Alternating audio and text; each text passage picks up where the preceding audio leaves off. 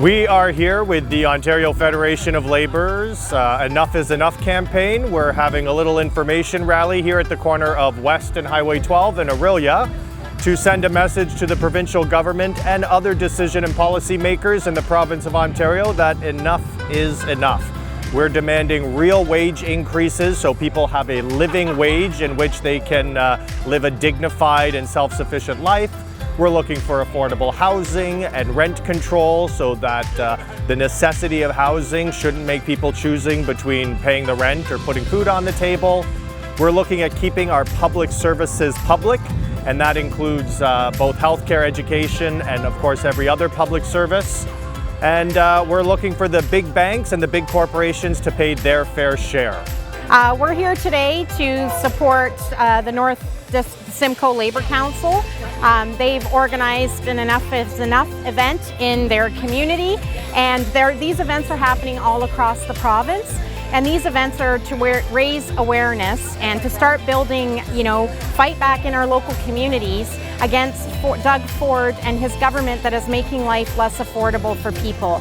We have a crisis in healthcare and education, privatization, people can't afford to put food on the table, and this government is making life less affordable. They are cutting services in our communities.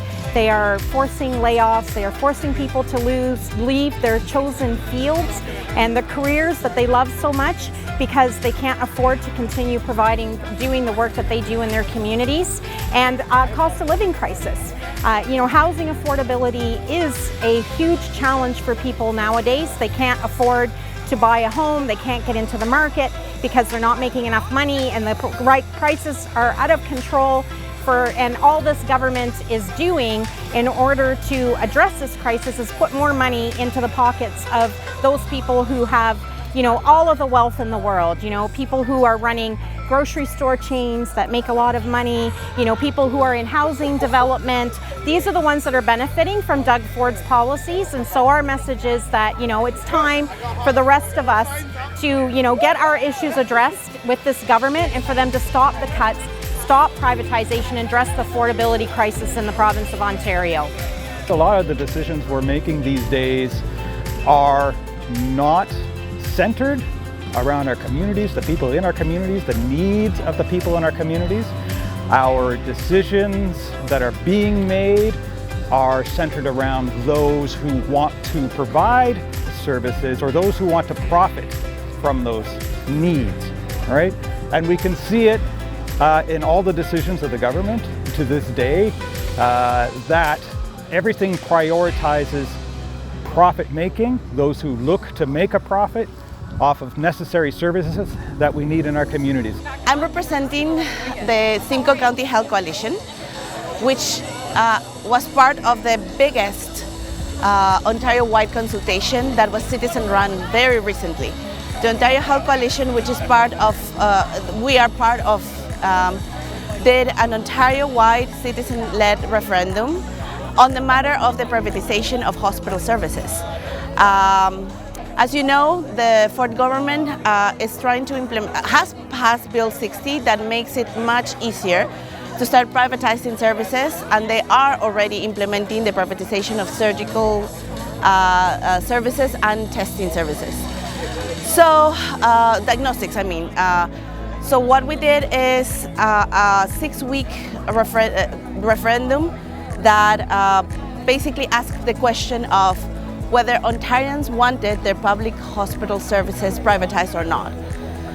We got Ontario-wide over 400,000 votes, and 99% of the people that voted rejected privatization of public hospital services.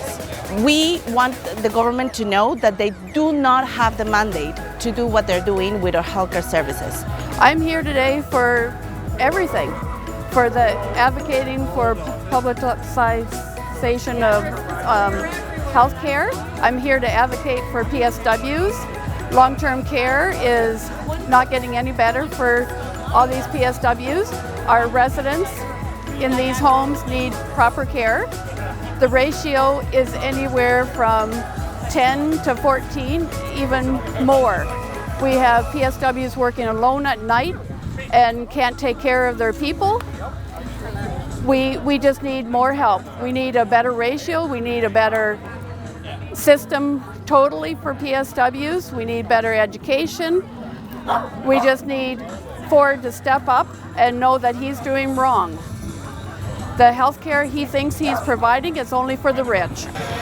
What we have seen since Ford came to power was a government that was intentionally underfunding hospitals in order to create a crisis, and this was from when they first took over. In fact, before they even got sworn in as government in their first term, Christine Elliott, the former Minister of Health, cut the pharmacy packages for youth.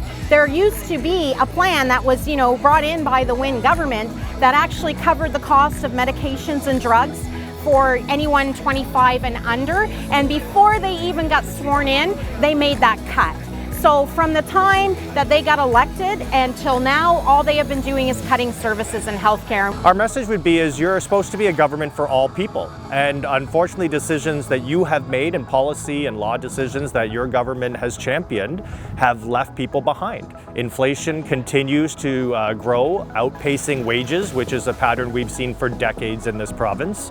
Underinvestment in public services, another policy decision that leaves real holes in Ontario.